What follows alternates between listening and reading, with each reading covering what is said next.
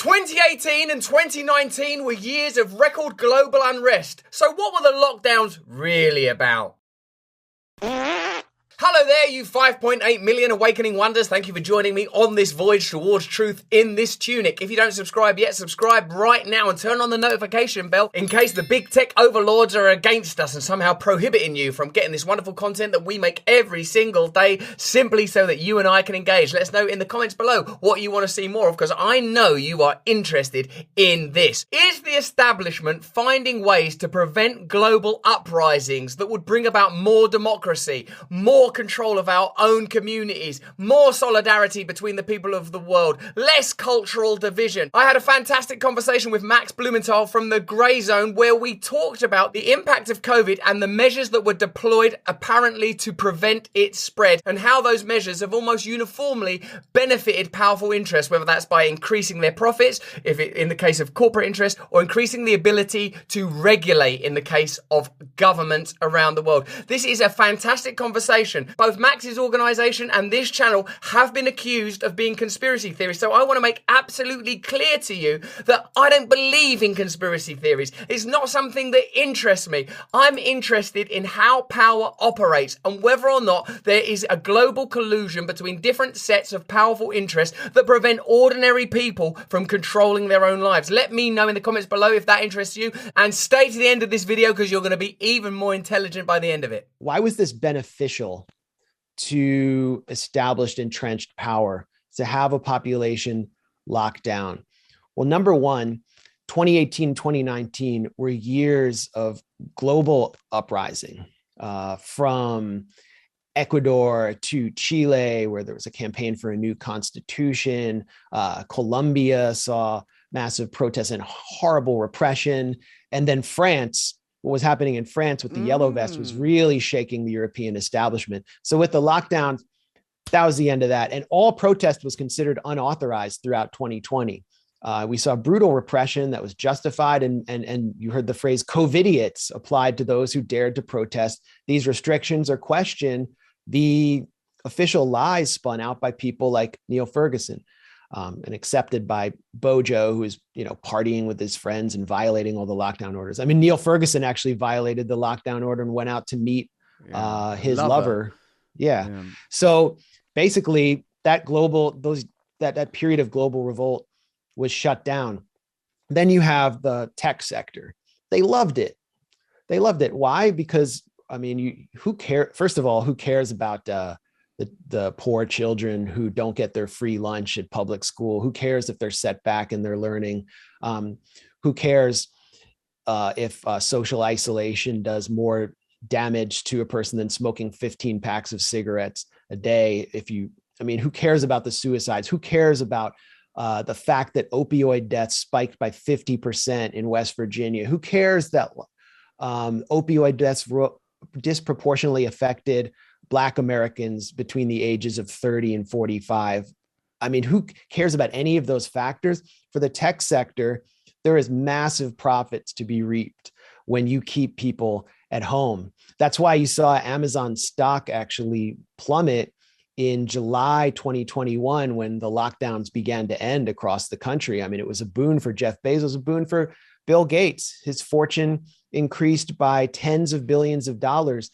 The fortunes of the top 10 wealthiest people on the planet increased by something like 50%. So the IT revolution not only enabled these lockdowns and the Zoom sessions, remote working, remote schooling, but it actually encouraged it because the people who benefited from it actually profited as well.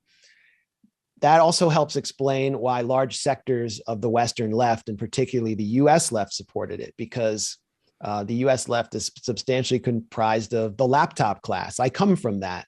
I am a laptop class trader because I oppose these lockdowns and other restrictions. But other people, they were living their best lives. They were getting a little bit of money. They're being paid to stay home. But before the pandemic, they were already staying home.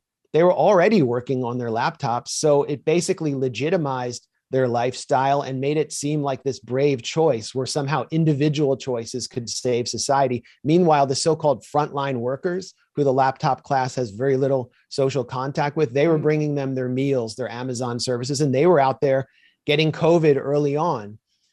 And, if they were young, they were generally not dying.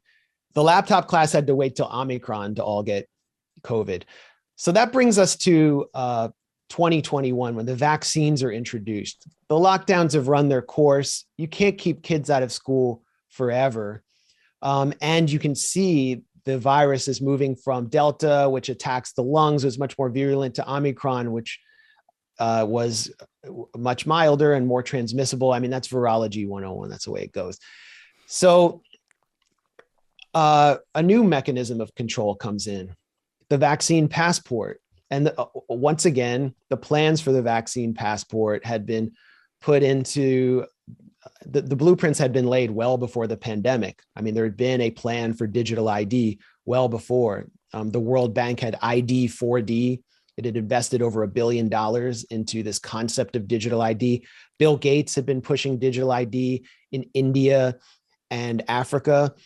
And his pal, Nadeem Nilekhani, he is an Indian billionaire who runs something called Aadhaar, which is an ID system that has been tested on a majority of Indians.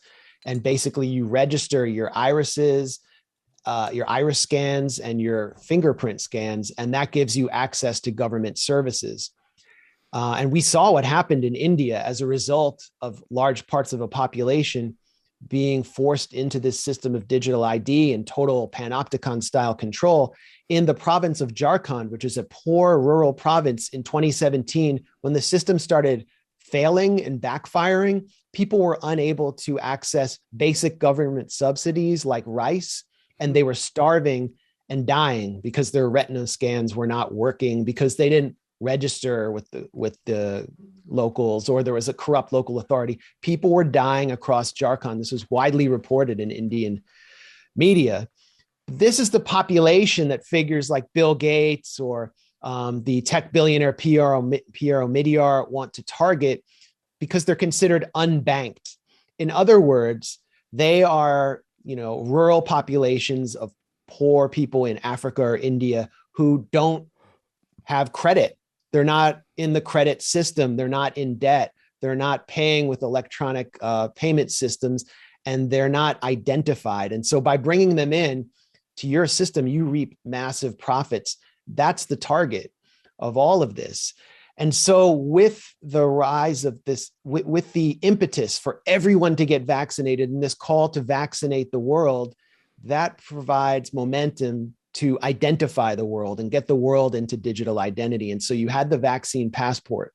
The vaccine passport is unscientific because the COVID vaccines that were produced under emergency use authorization don't prevent transmission or infection. We can see that with double boosted Fauci getting it, double boosted Biden getting it, double boosted Jill Biden getting it. It doesn't, so it doesn't make sense to exclude people who are unvaccinated. It was first of all about control. That's why Novak Djokovic, the best tennis player in the world, is being excluded from the US Open because he's unvaccinated, whereas any unvaccinated American can walk across the US border from Tijuana or enter by airplane. It doesn't actually make sense. First, it's about control.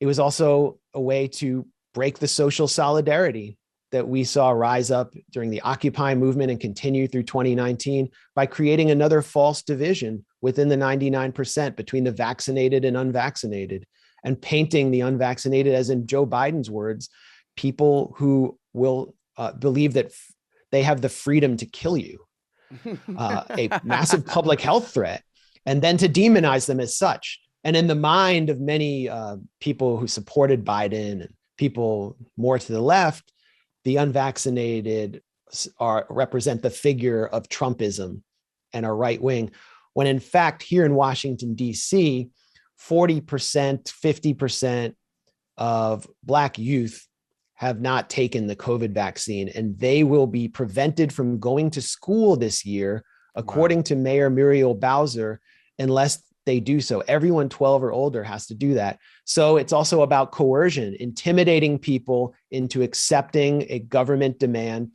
at the price of being socially excluded. So what does that amount to?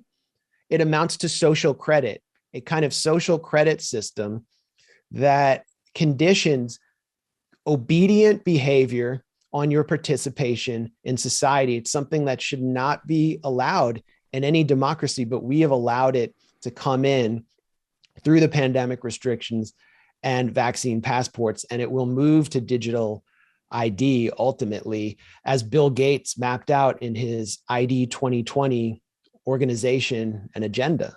Well, did you enjoy that conversation? Let me know in the comments below what you thought. Did we go deep enough? Do you want to know more? Do you feel better informed? Did Max make any point that you disagree with? Let me know all of that. Give the video a thumbs up. If you enjoyed this video, have a look at either of these two, both very good videos. Sign up to my mailing list, particularly if you're in America and want to see me live, because we could be coming to America very soon. Fingers crossed, depending on certain circumstances. More important than any of that, though, please stay free.